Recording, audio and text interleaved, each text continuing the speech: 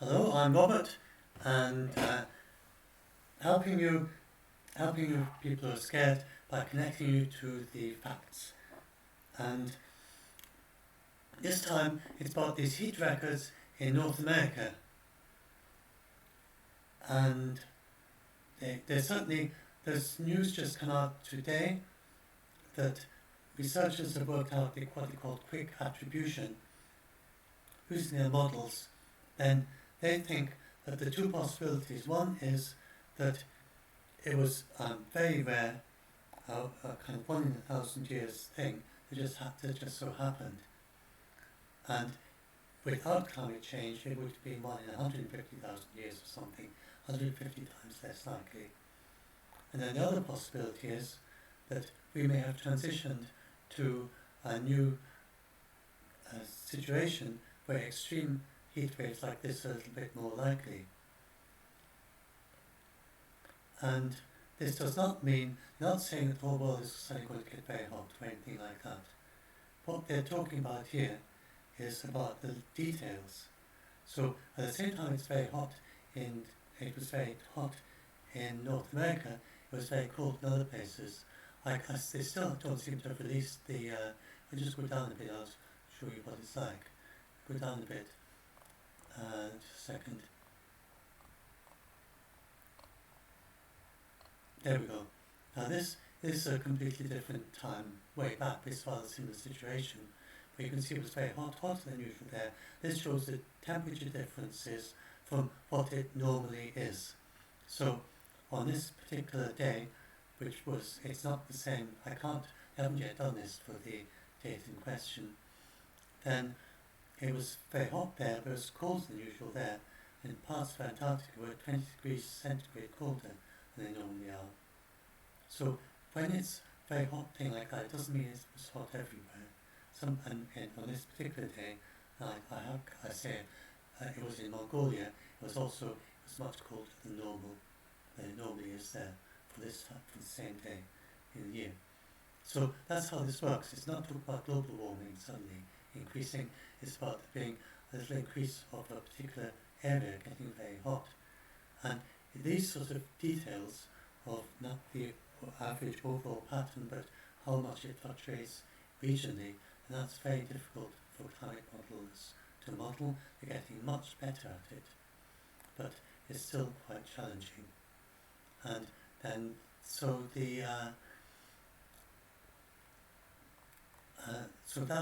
that's what's happening here. Now, the reason it got so hot there is that in Lytton Valley particularly, this is a photograph of Lytton Valley as it was, and it's deep and far from the sea, a deep valley, and the sea helps cool it down. I live in Scotland and surrounded by sea, and it's like to get quite so hot as it gets further inland. And the heat trap on long dry days, on long summer days. Now, you might think, oh, it's extraordinary it gets so hot in Canada. It's not so extraordinary it does get so hot there, because if you go and look at this, the previous maximum was 45 degrees. So it being over the 40s is not extraordinary. This previous maximum for the whole of Canada was 45, and that was in 1933. So if it had been 45, it wouldn't have been extraordinary.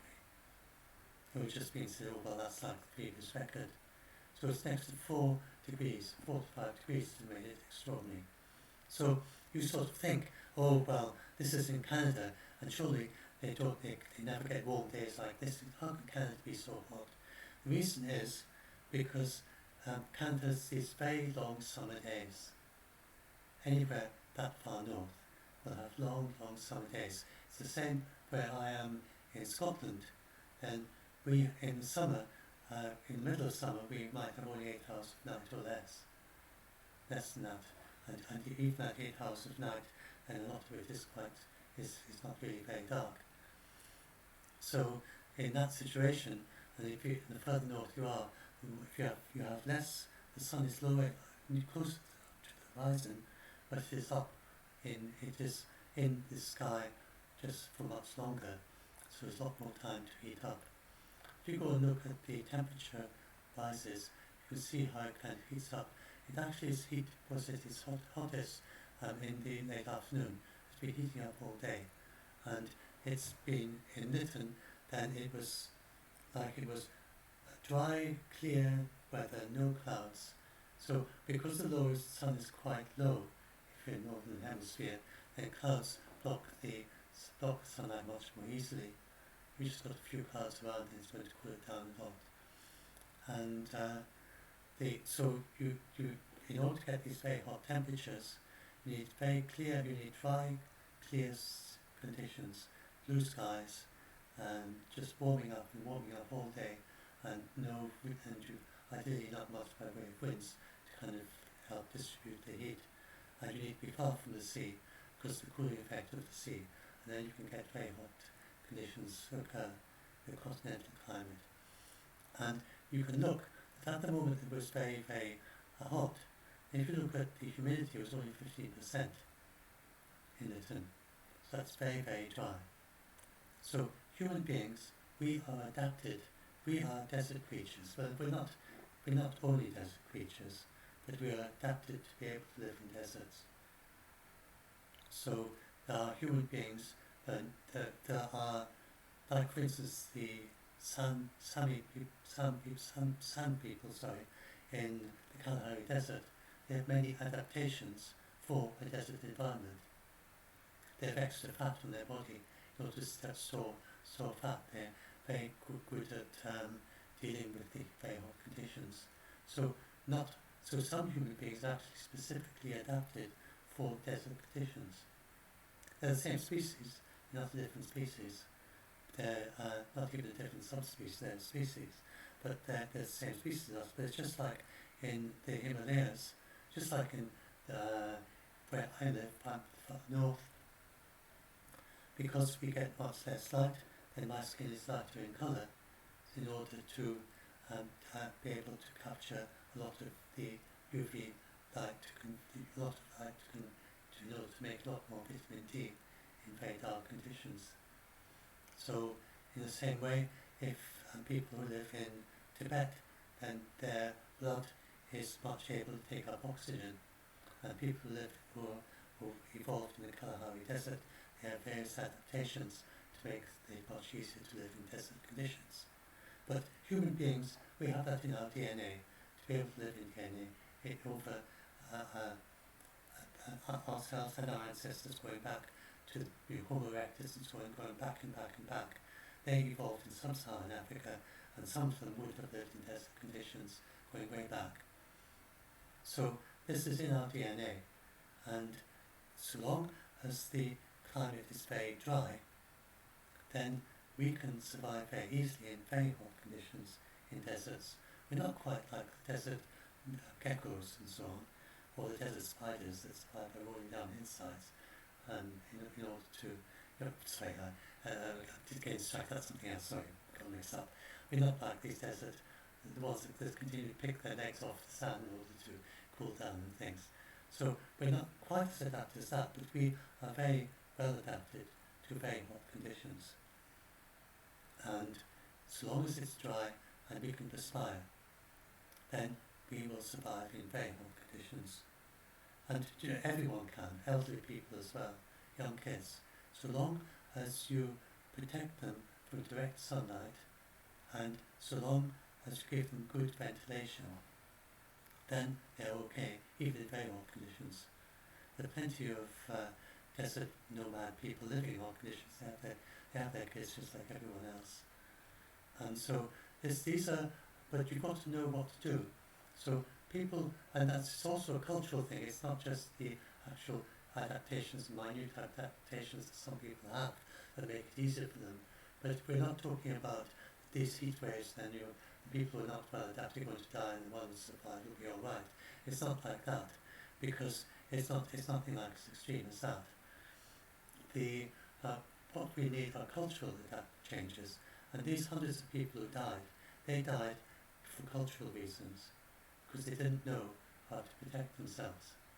We had that in the United Kingdom, where lots of people died in 2003 of heat waves, and in later heat waves, much fewer people died.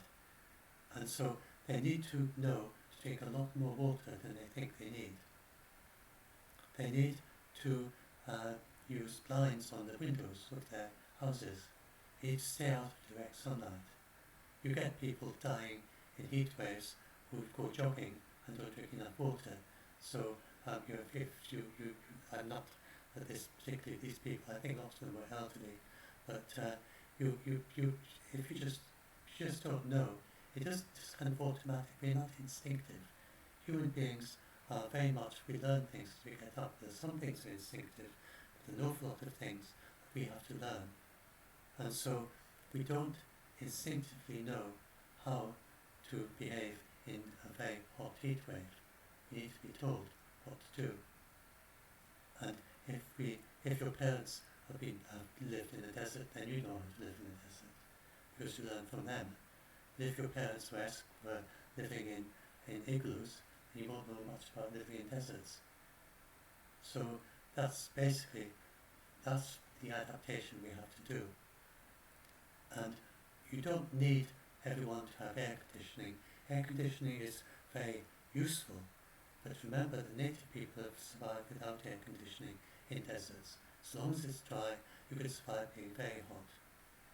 Not your body can't be hot, but the surroundings can be. You've got to stay hydrated. You've got to have good ventilation, because especially if the air is very humid and you've not got much ventilation, and you're not letting in the dry air from outside, then you could be in a lot of trouble. And make sure you've got water and emergency supplies. Keep your home cool, keep cool. It's all this advice from the British Red Cross. These are people that if your parents lived in a desert, then you know these sorts of things anyway in your cultural heritage. But most of us don't know that. So and then plan to go to a cool place at some point in the day. If there is air conditioning, go in a place where there's air conditioning and so on. And take contact, if there are vulnerable people around, keep an eye on them. And you've got elderly, rather confused people with Alzheimer's, and they need people to go and check in on them and make sure they are drinking enough water and they have got good ventilation. If you don't do that, they may die, because they just don't have it built into what they remember, what they've got to do. So that is the sense. You get people saying, oh, there's a great risk of lots of people dying. There is a risk, but the risk is because they don't know what to do. And the world is not going to get too hot for humans on any scenario. Now, even with this news about how these big heat waves being more extreme than we expect, it's really got to get very hot before it gets too hot for humans. And it may well be a 1 in 1,000 year event, because a 1 in 1,000 year event doesn't mean that it only happens every 1,000 years that there's a 1 in 1,000 year event. That particular event only happens every 1,000 years, but you could have a 1 in 1,000 year event happen every year. It's a different event. So maybe 1 year in 1,000 get a heat wave in. Maybe get one. We haven't had a record heat wave in Siberia.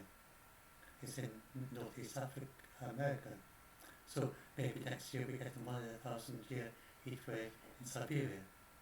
Maybe next year and the year after that in Europe. So 1 in 1,000 years doesn't mean that there's never going to be a 1 in 1,000 year event, except only once in 1,000 years.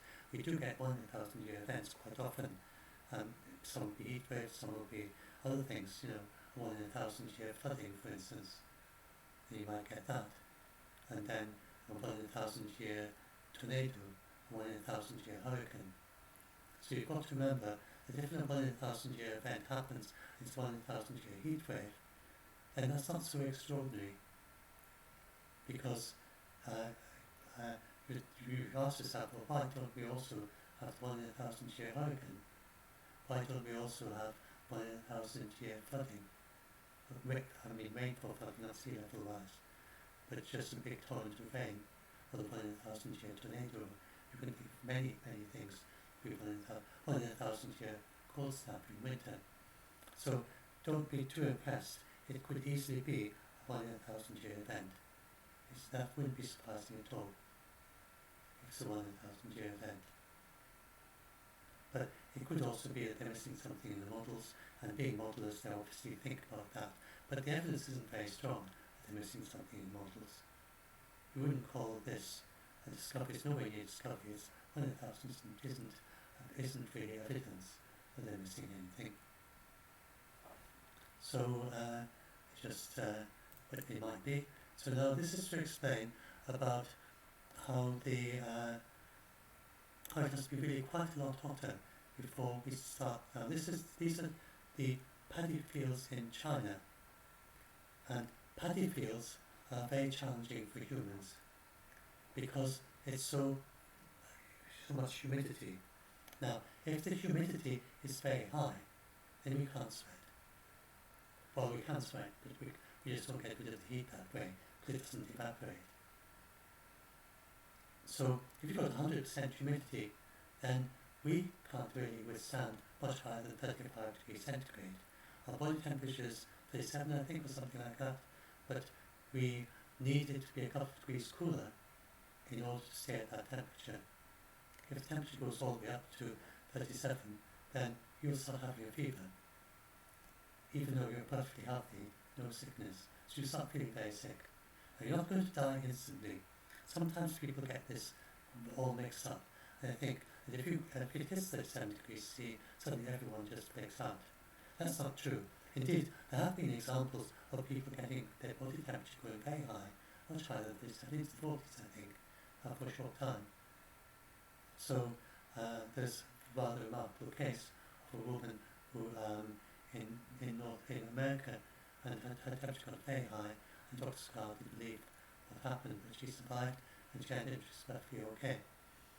So you do get very high heat waves sometimes, very high body temperatures sometimes, and so this would be if you were working outdoors, and it's 37 outdoors. You're working in the paddy field, and it's like that. This is not the temperature. This is a combination of temperature and humidity. This is the kind of cooling effect of your body. So it has to be 35 or below for your body to stay at comfortable temperature. The amount you can cool, including sweating, depending how dry it is and everything. It's called wet bulb temperature. So if that was 37, then there's no way your body can cool down to its normal temperature. So if you're outdoors in a paddy field working, it's like that. It'll be like you've got a fever all day. And when you've got a fever, you feel very sick and you just want to lie about in bed. So you feel very sick and last for several hours. It doesn't mean you instantly die. And you really wouldn't be able to work very well. And then a working course adds to your body temperature anyway. So the farmers certainly would work in the fields. And maybe if their house is somewhat dry, and if your house isn't in the middle of the paddy field, maybe it's a little bit less humidity or something, this would be really challenging though for people living there. Of course, people can migrate at much lower temperatures than that. You might say, well, 35, that's historical is 35. So these people are used to, historical is 33. And here, historical has gone all the way up to, what is the historical there? 34, I think. 30, 34, 36. Historical is 34 there, so that's really quite high. And then that is the 3 degree path. We're no longer on the 3 degree path. We are targeting 2 degrees. And with optimistic, or maybe a little bit over, it depends how you calculate it. With optimistic targets, we're at 2 degrees C. Yes, so I mean that's with optimistic targets. And we are well below 2 degrees C is within reach. It's not very likely we end up at 3 degrees C, because the closer we get to that, then people will really, really be incentivized to do and look at our reaction to COVID and the billions and billions of dollars that went into it and the working worldwide around it. If we start heading up to 2 degrees C and above, we're going to have responses like we've had for COVID, because it's going to be just really obvious what's happening around the world. So I don't think we're going to reach 3 degrees C, even if there's some mistaken models and something which people say, there's not so much mistake as the a bit of leeway in them. They sort of think if you really kind of pay low probability, then maybe it can be higher than we expect. It can also be much lower than we expect. It could actually be it, not to be seen, not know it. So then you could be headed for 2 to be seen, actually end up at 1.5, not knowing it. So it goes both ways. So anyway, so that is the point. This is the, did I explain that's 4.9 degrees C part, that is RCP 8.5.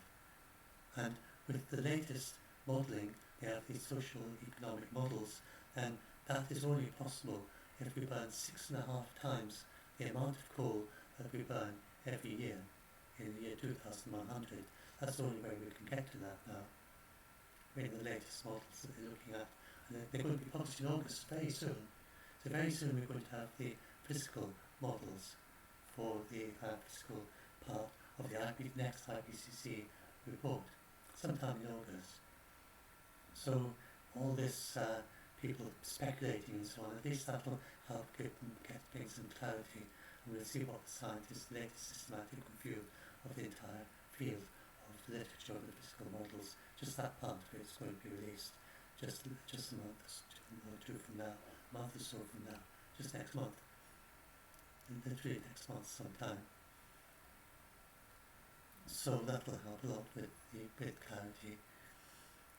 And so this now looks at this, the heat map thing they did, very dark red things there, it's the same paper, there's very dark red areas are the ones that are most at risk. That would soon be that. I suppose if you search around there you'll find it. Anyway, and then some parts of India, some parts around the Persian Gulf, and that's where at about 4.9 degrees C, we're going nowhere near that. That's the point. And this is not all the time. Again, that's another thing people get confused about. It's not going to be super hot all the time. This is the hottest days in the hottest heat waves perhaps once a decade. That's your records. So at 4.9 degrees C, and that's when you start getting these record heats and occasional heat waves, when it is literally beyond the limit of what humans can survive long term. But you can survive these high temperatures for a few hours. You'll feel pretty rotten, but you will be able to survive it. And you'd want your air conditioning for sure. If you've got air conditioning in your house, but if your air conditioning failed, then it's not going to instantly die as a result of a temperature like that. But if you are very sick, if you've got fever anyway, and then you get that on top of it, then you could die of it. So there's much less of a margin when you're at that temperature. When you've got something like 35 degrees C, it's already pushing you into a fever, even if you're not sick. So at 3 degrees C, that's more than normal range, that you can't maintain a normal temperature. At historical, and these people, it's really very hot if you're not used to those temperatures, but they're survivable. People can live there, even any age, even if you're really quite sick or you're old or you're young, you can still survive there, because our bodies are adapted and can cool down. Only, if you've got a very big fever, it's still a degree or two below, so you're within the range, even if you get sick, that you're okay at 33 degrees. It's not like even sick people, if you look after them very carefully, then they should be okay. To take all those precautions that are very close. So, no, that's fine. I don't want to go on talking about this. There's enough lot to that. Go back to this one. So, yes, I think I've explained quite a lot of what I want to explain here. Let's have a little look down. That's yellow grass. That's Lytton Valley. I've explained that. What's this about? Oh yes, the fire. So, fires, again, people often think, oh, this is Canada, how can they have fires up there? If you don't live in the area. If you live in Canada, you'll know that they have fires frequently. People in Lytton knew they have fires around here. It's not new to have fires there. The trees they have there, they are adapted to fire. And actually, even very far further north you go almost, if you're in the Arctic, high Arctic, fires are very common. And you seem quite surprising, but these very long, dry summers. It's not really surprising. With sometimes very hot heat waves. So fires are very common in the Arctic. Indeed, the creatures that live there, and some of them depend on it. Owls and they depend on mice that live in the live in the grass that grows as a result of the fires and the shrubs. And I can't remember which it is. The moose, is it?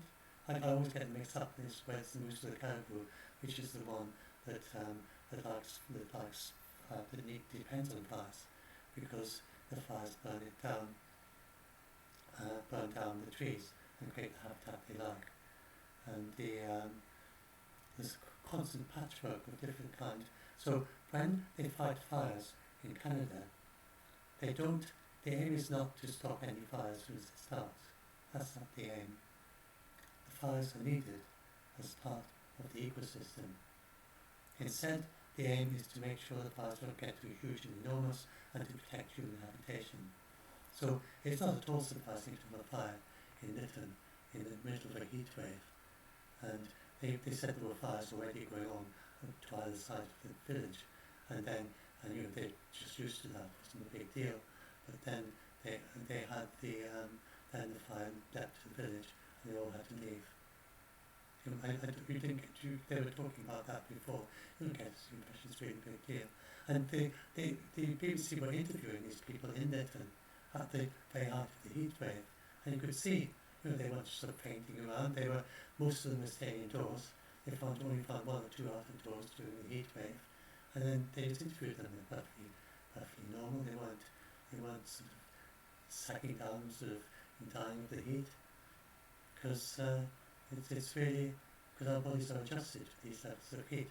But there would have been some old people who not being looked after, not being cared for properly, and not because of any negligence, but just because people hadn't been trained and they hadn't been educated how to deal with such big heats, such extreme heat waves.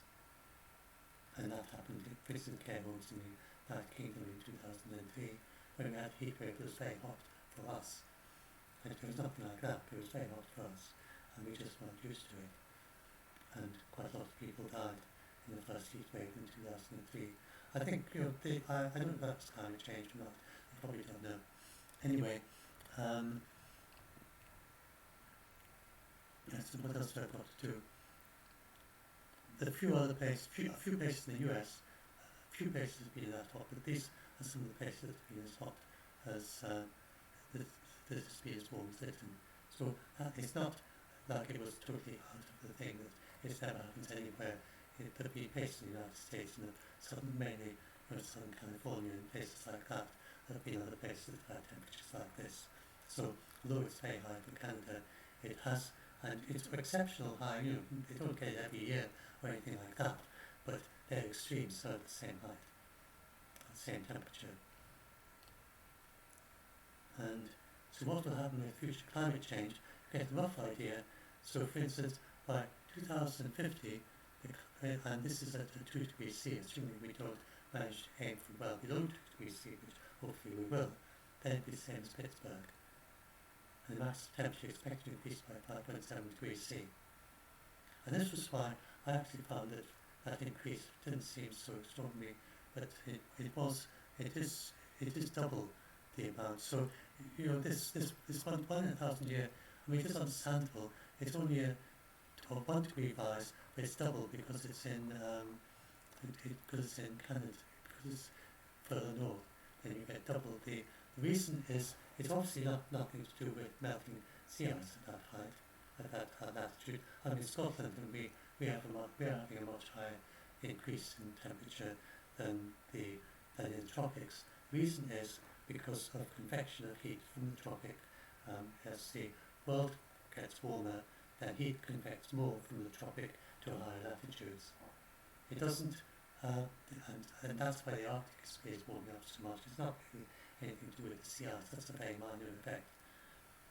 it's mainly the convection of heat from the equatorial regions.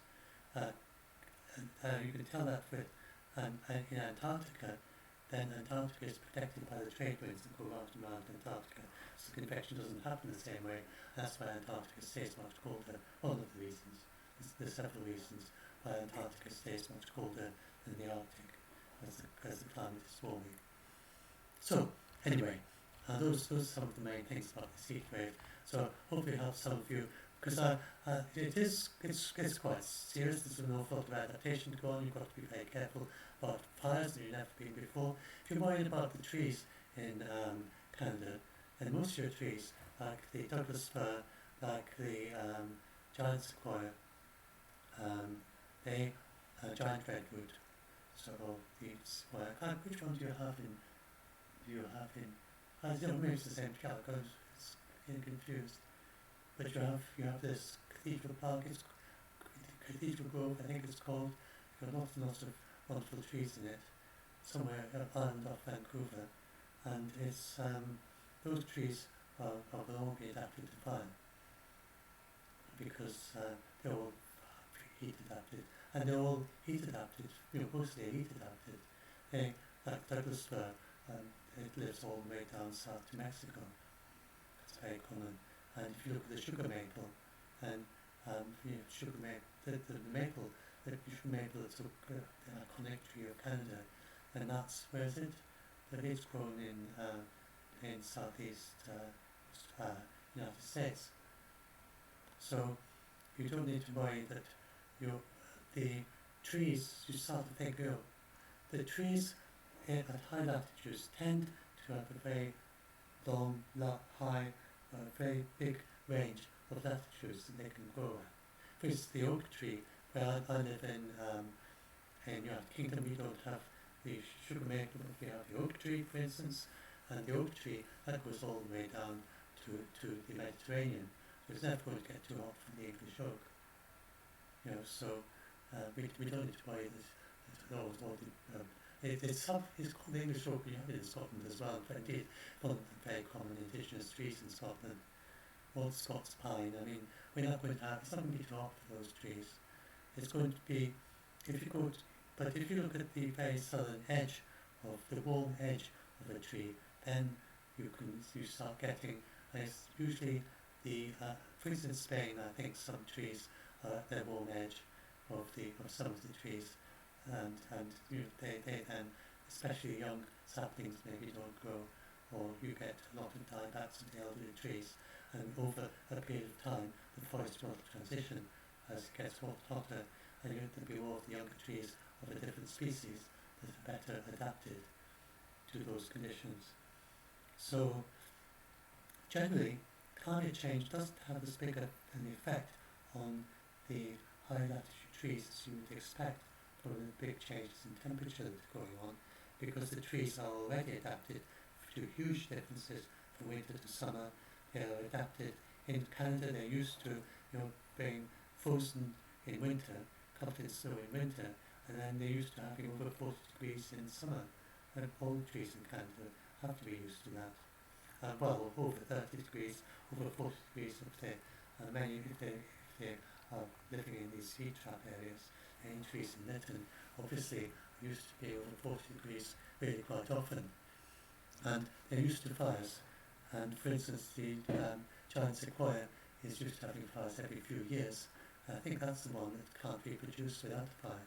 Or it can. I don't think it can. It's very difficult for it to reproduce without a fire. It needs the fire for its cones to open.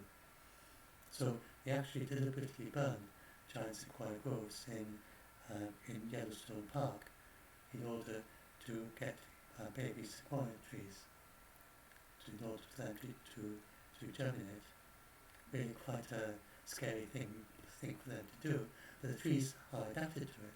So long as you don't have a very intense fire, and then it just goes along in the tree, and the tree just this is the fire, it's going to be a great time to have new baby sequoias, and so it drops lots of seeds into the burnt undergrowth where the new trees can grow.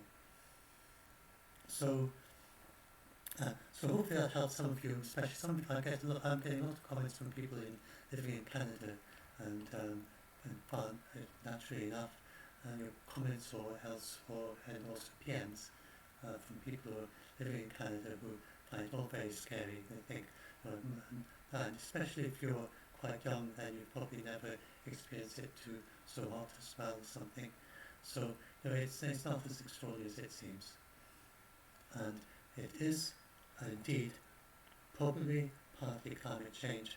I personally, if you want just my gut feeling, I don't know, you can't really go by gut feelings, but I mean, but it's rationally, it's intellectually, mathematically motivated thinking. It's not gut feeling really. It's and I would say that most likely it's not the models. Most likely it's just the 1 in 1,000-year event, because it just isn't really statistically significant to have a 1 in 1,000-year event when you consider the number of things that could be 1 in 1,000-year events. So looking at it just mathematically, and when someone says, oh, it's a 1 in 1,000-year event, then if it happens again next year and then the year after that, then you will start thinking, then maybe there's something about the models or something we're missing. But if exactly the same thing, if we have a 1 in 1,000 event in Siberia next year, it won't mean that this is more likely. But if this happens again in Italy next year, then we would start thinking, oh well, that looks like, that'd be quite surprising. Up like 1 in a million, then we'd do that. 1 in a million, it's getting more significant. I think it's less likely to just get thrown up by random chance of just that there's so many things going on that 1 in 1,000 events happen. So naturally they're going to be looking at their models, but I would say that a 1 in 1,000 event happening is not really very strong evidence that it isn't just what it seems to be, a 1 in 1,000-year event. I would think to say that's just looking mathematically and considering all the other things, and without, I don't have any background of understanding if there's modelling reasons to expect that it could be happening. But if there isn't any other reasons to expect it, then that's not very strong mathematically, statistics mathematically. That's not very impressive yet. A 1 in 1,000-year event. It wouldn't really lead you to think, oh, there must be something going on there. So please don't be over-impressed by that, but if there's more evidence comes up as they find out about it more, then they may find that that they obviously have to look into this, because it's something very important to know about. And we have already had the discovery that there are these hotspots going on all the time, and this was just a recent discovery. It was in 1977, so just to mention that, because it's quite relevant to what I've been talking about, but I would need to give a separate talk about that, to talk about it properly. But these they discovered that some places along coastlines, then it's the combination of the moist air coming in from the sea and the hot conditions of the land. And some places in, I think the Red Sea, some places in the Red Sea, then it has actually gone above that 37 to 35 degrees centigrade mark. So if you happen to be in that hotspot during the few hours where it happened, and this has been going on for decades, earliest was 1977, it's probably happened before then, just in their records. If you were in that particular spot in 1977, you would have had this experience of being so hot that you have a fever even though you're perfectly healthy. So this has been happening, but it hasn't led to anyone dying of it or anything. And there's just been these tiny little hotspots that were missed by the details of the climate modelling. And so you can get these details, very small hotspots, and it could be that Lytton is one of those. And you have little, because if you look around it, the other ones around them, it's quite a bit higher than temperatures around them. Maybe just this little patch was a bit of a hotspot like that that's being missed by the climate modelling, just like these hotspots of not so much temperature, but a mixture of humidity and temperature. They found them not through modelling, but by looking at temperature and humidity records of these spots. And then they have to go back to the models and try and model and find out how did these hotspots happen. So this record here, it could be this. I don't think they're talking about how like they got a big glitch that they're not really properly modelling the entire of the east coast of Canada, but rather that there's these details like a heat hotspot like that maybe, about that size or something, that their climate models isn't quite modelling accurately. So anyway, that's a bit of context for all that, and hopefully that helps some of you to be a little bit less scared and just understand. Just remember, when people scare you about very hot temperatures, ask what was the humidity. And if the humidity was very dry, then this is something humans are very used to. Just ask what was the humidity. And it turns out you really need to have really high temperatures before you get the combination of humidity plus temperature, because when you have high humidity you usually have clouds, and when you have clouds it cools down. So it's quite difficult to get the combination of high humidity with high temperature. So it's not too surprising that it's really got to be quite hot, like 4.9 degrees C, before you really have a high possibility of this high humidity combined with high temperatures. So that really is that. Vancouver, as it turned out, that actually had I think I did have a record the previous day. That was anyway. Is there anything else that I've left, or is that, I think I've covered just about everything. Humidity. I can always talk about it in another video if there's something I've got. I have a vague idea of something else I want to mention, but something I thought of just now. I think what it was. No. Don't want to leave you waiting. It doesn't matter. It's not important. It just I'll mention. I could come up in another video maybe. So anyway. Okay. So hopefully that helps some of you who are scared. And just shout out for our Doomsday Debug group on Facebook if you're good at fact checking, or if you're scared. And doing the sort of thing that I'm doing, connecting people to the important thing. Oh yes, just to say, I am not an expert on this. I have not studied this. I've been interested in this. I followed climate change before it was a subject. When I was a child, they were talking about possibility that we might be headed for an ice age by the year 2000. It might be, they thought of random walks in the 1960s. And so I've been following climate change since before it was a subject. And so I've got quite a lot of background in just following it and being interested in it for decades, along with lots of other scientific things, but I've never studied it. I'm not a researcher.